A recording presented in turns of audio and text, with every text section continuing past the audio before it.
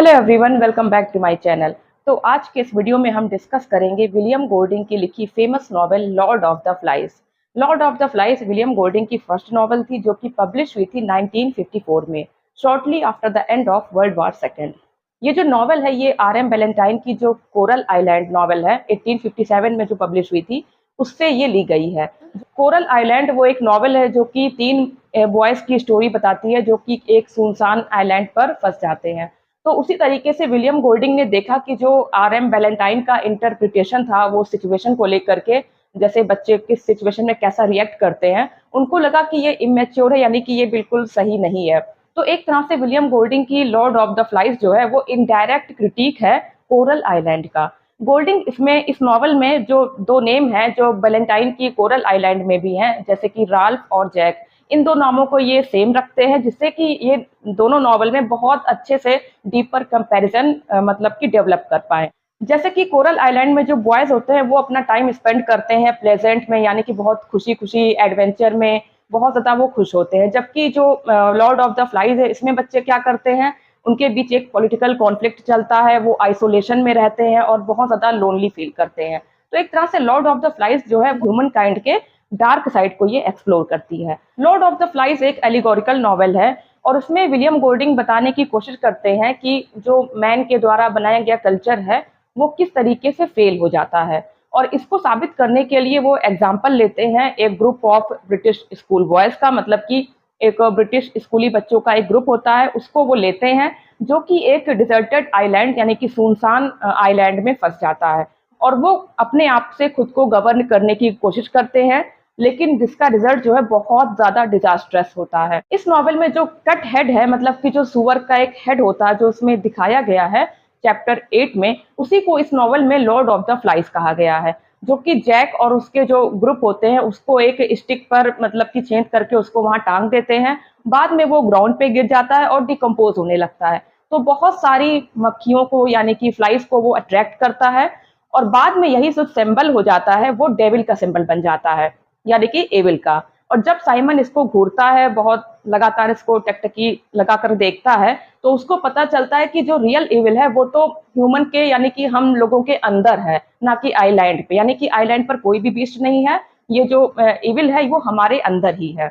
अब बात करें कॉन्फ्लिक्ट की, तो इस नॉवल में बिगेस्ट कॉन्फ्लिक्ट है गुड वर्सेस एविल। यहाँ पर राल्फ, पिगी और साइमन जो उनका ग्रुप है वो फॉलो करता है और रिप्रेजेंट करता है गुड को, जबकि जैक और उसका जो ग्रुप है वो रिप्रेजेंट करता है एविल को। चलिए अब इस नॉवल के कैरेक्टर्स को देख लेते हैं। तो फर्स्ट इंपॉर्टेंट कैरेक्टर है Ralph. Ralph is the protagonist of the novel, जो कि इस नॉवेल का प्रोटेगनिस्ट है। बाई नेचर वो एक इनोसेंट बॉय है, एक माइल्ड टेम्पर्ड बॉय है और वो उस ग्रुप का लीडर वहां पर बनाया जाता है जब सभी बच्चे उसको अपना लीडर चूज करते हैं। और वो एक डेमोक्रेटिक लीडर की तरह सर्व करता है और वो आइलैंड पर सभी बच्चों को साथ में रखने की बहुत ज़्यादा कोशिश भी करता है। वो अपनी अथॉरिटी को शो करने के लिए कॉन्च शेल का यूज़ करता है। वहां पर वो आइलैंड पर एक शेल्टर बनाने की कोशिश करता है जिससे कि वो सारे बच्चों को वहां पर प्रोटेक्ट कर सके। इसके साथ ही साथ वो सिग्नल फायर के लिए बहुत ज़्यादा जोर देता है जिससे कि उनको रेस्क्यू किया जा सके। सेकेंड इंपॉर्टेंट कैरेक्टर है जैक। जैक मैरिड्यू इस नॉवेल में राल्फ का एंटागोनिस्ट है। नॉवेल में जब पहली बार उसको दिखाया जाता है तो वो एक ग्रुप को लीड कर रहा होता है, एक क्वायर बॉयज को लीड कर रहा होता है जो कि बहुत ही स्ट्रेंज यूनिफॉर्म में ड्रेस्ड होते हैं और एक मिलिट्री स्टाइल में वो मार्च कर रहे होते हैं। इस पूरी नॉवेल के दौरान में जैक को एक कांस्टेंट कॉन्फ्लिक्ट में दिखाया जाता है राल्फ के साथ, और बिकॉज वो जैक जो है वो फील करता है कि उसको लीडर उस ग्रुप का होना चाहिए, क्योंकि लीडर तो वहां पर राल्फ होता है, बट पूरे नॉवेल में जैक यही ट्राई करता है कि लीडर उसको बना दिया जाए। जैक इस नॉवेल में बहुत एग्रेसिव नेचर का एक लड़का है।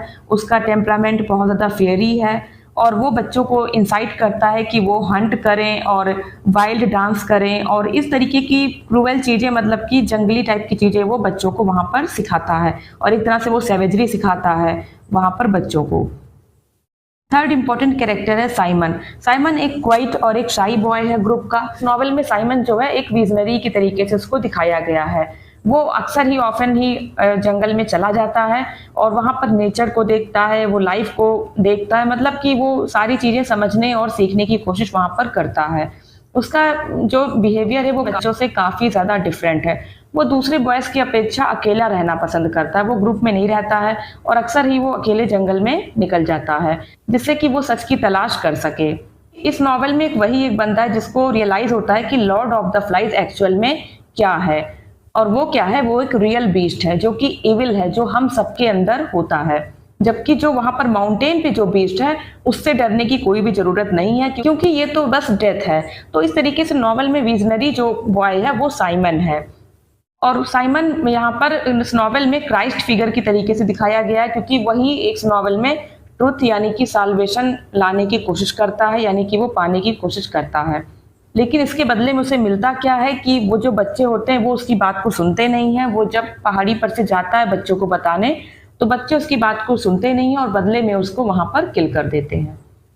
Fourth important character is piggy. Piggy जो है एक फैट बॉय है, एक मोटा लड़का है, और वो सभी बच्चों में मजाक का कारण बनता है। इस नॉवेल में सारे बच्चे उसको टीज करते हैं, उसका मजाक उड़ाते हैं। वैसे तो दिखने में बहुत मोटा है बट वो फिजिकली बहुत ज्यादा वीक है। इसके साथ ही साथ वो एक अस्थमैटिक बॉय भी है, यानी कि उसको अस्थमा की भी प्रॉब्लम है, और उसकी आंखें बहुत ज्यादा कमजोर हैं। एक तरह से वो ऑलमोस्ट ब्लाइंड ही है, वो ग्लासेस के बिना कुछ भी देख नहीं पाता है।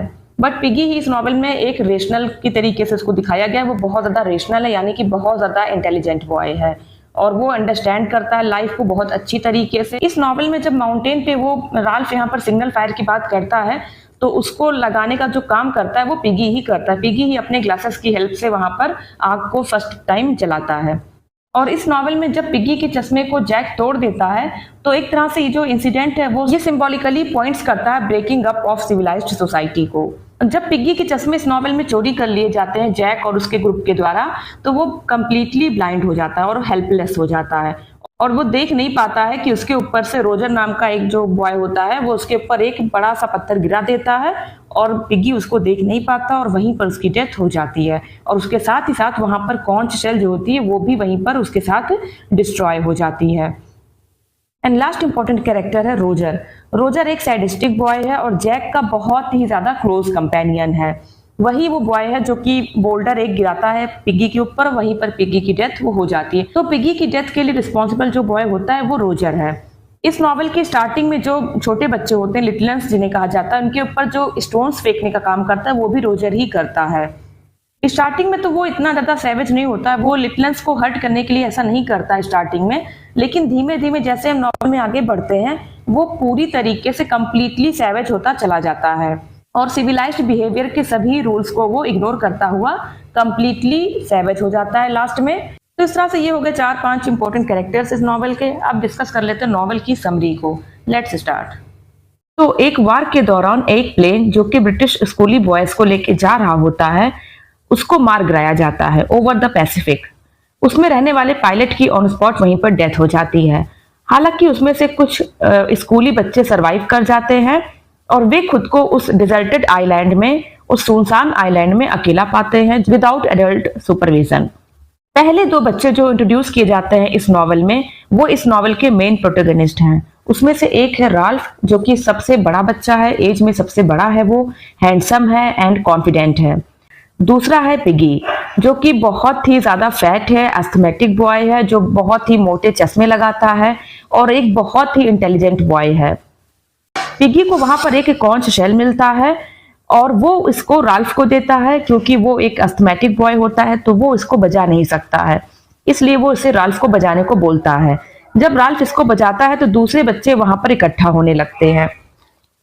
इन्हीं सब बच्चों के बीच में एक बच्चा होता है जिसका नाम होता है जैक मैरिड्यू, जो कि बहुत ही एग्रेसिव बॉय होता है और वो खुद भी एक ग्रुप का लीडर होता है, एक क्वायर का लीडर होता है। क्वायर मतलब कि एक गाने बजाने वाले बच्चों का ग्रुप होता है, उसका वो लीडर होता है। अब यहाँ पर राल्फ को सारे बच्चे वोट देते हैं कि वो उसको अपना लीडर सेलेक्ट करते हैं। अब सारे बच्चे वहां पर उस आइलैंड पे घूमते हैं और उनको सच में ये चीज पता चलता है कि वो एक डिजर्टेड आइलैंड में पहुंच चुके हैं और उनको यहाँ पर सबसे पहले अरेंज करना होगा फूड, उसके साथ ही साथ शेल्टर। बट राल्फ को यहाँ पर सबसे ज्यादा इंपॉर्टेंट क्या लगता है कि वो कहता है कि हम पहाड़ी पर आग जलाएंगे जिससे कि सभी आसपास आने वाले शिप उनको देख पाए और इनको रेस्क्यू कर पाए। राल्फ बच्चों की एक मीटिंग हेल्ड करता है और उनके लिए सभी नियम को बनाता है कि कैसे कैसे नियम होंगे इस आइलैंड पर रहने के, और जो भी इस नियम को फॉलो नहीं करेगा उसको पनिशमेंट दिया जाएगा। अब वे सारे बच्चे वहां पर पहाड़ी पर आग जलाने की कोशिश करते हैं और पिगी बहुत ज्यादा इसेंशियल, बहुत ज्यादा हेल्पफुल प्रूव होता है इस प्रोसेस में, क्योंकि पिगी ही अपने चश्मे के लेंसेस को यूज करके फायर वहां पर लगाता है। पिगी उन सारे बच्चों को डांटता है कि उन्हें लगातार ये आग जलाए रखनी है और साथ ही साथ उन्हें अपने लिए शेल्टर भी बनानी है। जबकि जो जैक होता है वो पिग्स को हंट करने का ट्राई करता रहता है और राल्फ यहाँ पर प्लान करता है शेल्टर बनाने की बच्चों के लिए। और जो इसमें स्मॉलेस्ट बॉयज होते हैं जिनको लिटलन्स कहा जाता है, वो कोई भी हेल्प नहीं करते हैं। जैक के ग्रुप के मेंबर होते हैं और उनकी ड्यूटी क्या होती है कि उनको हंट करना है फॉर फूड, और वो ऐसा ये भी काम नहीं करते हैं, वो पूरा दिन अपना स्विमिंग में वेस्ट करते हैं। जैक अपनी हंट को कंटिन्यू करता है और पिगी वहां पर सोचता है कि उसे एक सनडायल बनाना चाहिए जिससे कि वो टाइम का पता लगा सके। तभी उसी बीच वहां पर एक शिप वहां से गुजरता है, बट यहाँ पर जैसा कि आग जो है वो बुझ चुकी होती है और उस शिप वालों को इनका सिग्नल नहीं मिलता है और वो शिप वहां से चला जाता है। अब पिगी इन सब बातों के लिए जैक को ब्लेम करता है कि उसने ही फायर को बुझने दिया, उसने ही फायर के लिए कोई कोशिश नहीं की, आग जलाए नहीं रखी। जैक इस बात पर पिगी को पंच करता है जिससे पिगी का एक लेंस टूट जाता है। राल्फ अब जैक के बिहेवियर से बहुत ज्यादा चिंतित हो जाता है क्योंकि उसका बिहेवियर बहुत ज्यादा एग्रेसिव होता है और कुछ वो समझता भी नहीं है और वो अपनी हंटिंग में ही बिजी रहता है और वो उसको पूरी तरीके से बस इंजॉयमेंट से मतलब होता है। दूसरी तरफ रैल्फ यहाँ पर पिगी की मैच्योरिटी की तारीफ करता है क्योंकि पिगी बहुत ज्यादा इंटेलिजेंट बॉय होता है और वो पूरा सपोर्ट करता है राल्फ का। राल्फ यहाँ पर दोबारा से मीटिंग हेल्ड करता है और वो उन सारे बच्चों को डांट लगाता है कि उन्होंने आग क्यों नहीं जलने दी, क्योंकि ये इनके लिए बहुत ज्यादा जरूरी था, क्योंकि यही एक चांस है जिसके थ्रू वो बचाए जा सकते थे। राल्फ सारी बातें जब बच्चों को समझा रहा होता तभी उनमें से कुछ बच्चे खड़े होते हैं और कहते हैं कि उन्होंने उस जंगल में एक बीस्ट देखा है और वो बहुत ज्यादा डर गए हैं। तब साइमन क्लियर करता है कि वह खुद भी रात में जंगल में भटक रहा था और बच्चों ने उसी को देखा होगा। बट यहाँ पर साइमन का ये क्लैरिफिकेशन भी बच्चों के मन में से उस बीस्ट का जो डर होता है वो नहीं निकाल पाता है। जैक और राल्फ की फिर से लड़ाई हो जाती है और जैक यहाँ पर डिसाइड करता है कि वो उस बीस्ट को हंट करने के लिए अपनी एक्सपेडिशन पे निकलेगा। अब उसी रात में, जैसा कि वॉर का टाइम है, तो उसी रात में एक बैटल के टाइम पर एक पायलट जो कि पैराशूट में लटका हुआ उस आइलैंड के टॉप पर जाके गिर जाता है। पायलट की ऑन स्पॉट वहीं पर डेथ हो जाती है। अब अगली सुबह जब होती तो जो ट्विन बच्चे होते हैं सैम और एरिक, वो वहां पर फायर को के काम से जाते हैं कि जैसा कि इनमें रूल बन चुका था कि एक एक बच्चा जो है हर एक दिन फायर को देखने जाएगा कि आग जल रही है कि नहीं। तो ऐसे ही वो लोग गश्त मारने जाते थे। तो अब बारी थी सैम और एरिक की। तो वे लोग जब वहां पर देखने जाते हैं कि आग जल रही है कि नहीं, तभी उनको वहां पर उस पायलट की डेड बॉडी दिखती है और उसको ही वे लोग बीस्ट समझ लेते हैं। अब वे लोग डरते हुए माउंटेन से नीचे आते हैं और राल्फ को जगाते हैं। जैक यहाँ पर हंट के लिए जाने लगता है और पिगी इंसिस्ट करता है कि उन्हें इस टाइम पर साथ में रहना चाहिए जिससे कि बीस्ट उनके पास कभी ना आ सके। अब जैक, राल्फ और सभी लोग बीस्ट को हंट करने जाते हैं और तभी जब वो एक्सपेडिशन पे निकले होते हैं तभी वहां पर एक जंगली सुअर होता है, वो जैक पर अटैक कर देता है। जैक उसको स्टैप कर देता है। जैक उस सुअर के हेड को काट कर एक खंभे पर टांग देता है और बाकी बच्चे जो उसकी बॉडी होती है उसको वो लोग पकाते हैं और जैक अपने दावत में सभी लोगों को वहां पर इनवाइट करता है। लेकिन राल्फ और पिग्गी को छोड़कर सभी लोग उसमें आते हैं, यानी कि राल्फ और पिग्गी उसमें नहीं जाते हैं। अब इसी बीच साइमन जंगल में अकेला बैठा सुअर के सिर को घूरता रहता है और वो इसे लॉर्ड ऑफ द फ्लाइज का नाम देता है क्योंकि उसके चारों ओर मक्खियां भिनभिनाती रहती हैं। साइमन को लगता है कि वो जो कटा हुआ हेड है वो उससे बातें कर रहा है।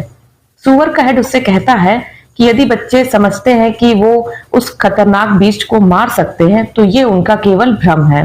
अब साइमन ये सुनकर बेहोश हो जाता है और बाद में होश आने पर वह जंगल में टहलने लगता है।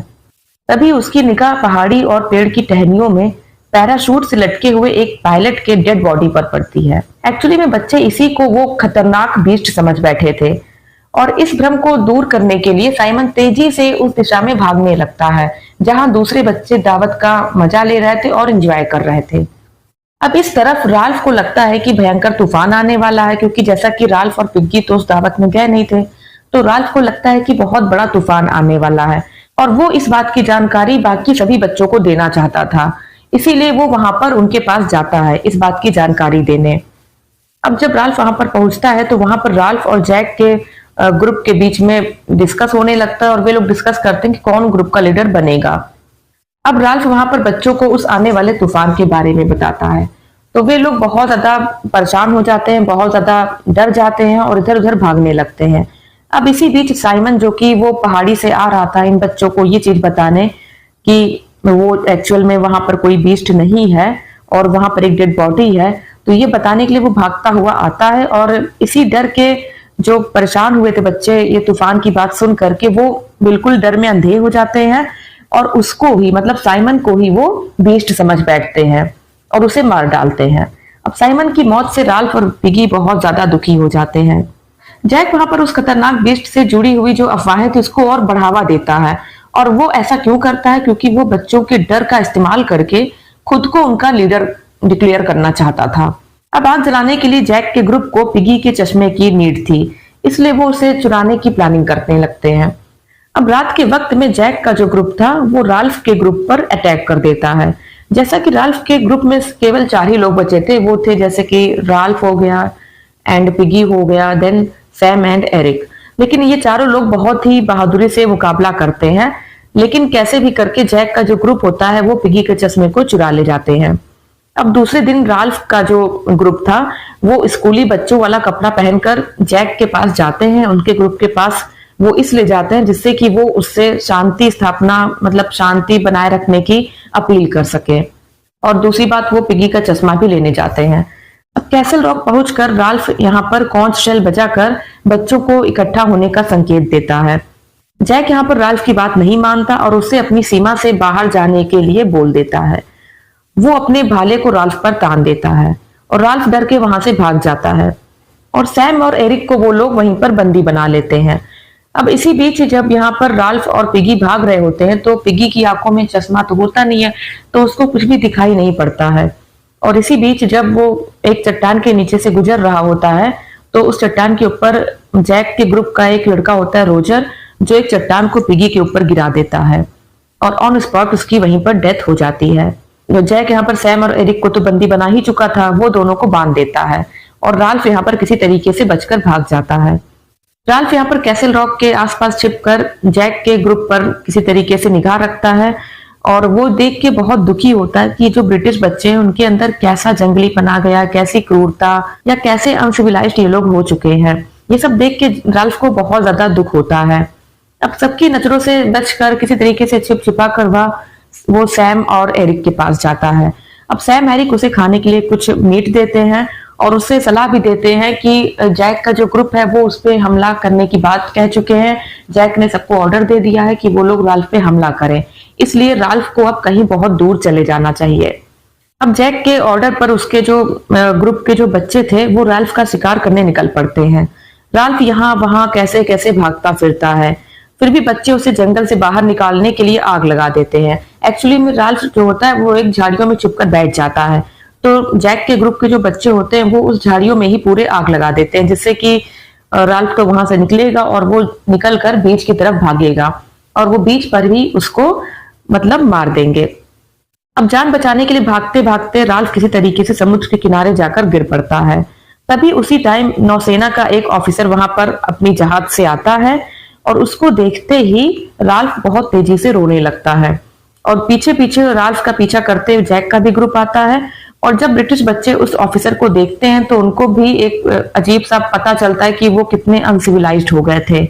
और यहाँ पर जो ऑफिसर था उसको तो बहुत बड़ा शौक लगता है जब वो इन बच्चों के अनसिविलाइज्ड बिहेवियर को देखता है। अब लास्ट में क्या होता है कि बच्चे जो हैं वो इस आइलैंड को छोड़कर अपने घर जाने की तैयारी करने लगते हैं। अब राल्फ यहाँ पर बहुत ज्यादा दुखी होता है और वो कैप्टन को यानी उस ऑफिसर को सारी बातें बताता है। वो पिगी के मरने की बात भी बताता है और उसकी मौत का बहुत ज्यादा अफसोस भी करता है। साथ ही साथ सबसे ज्यादा दुख वो प्रकट करता है कि किस तरीके से इन बच्चों की जो इनोसेंट है वो पूरी तरीके से खो चुकी है। और यहीं पे ये नॉवल खत्म हो जाता है। तो फ्रेंड्स, कैसी लगी आपको ये नॉवल? अगर ये नॉवल आपको पसंद आई है तो इस वीडियो को लाइक कीजिएगा और मेरे चैनल को सब्सक्राइब कीजिएगा। मिलते हैं नेक्स्ट वीडियो में, बने रहिए मेरे चैनल पे। Thanks for watching this video.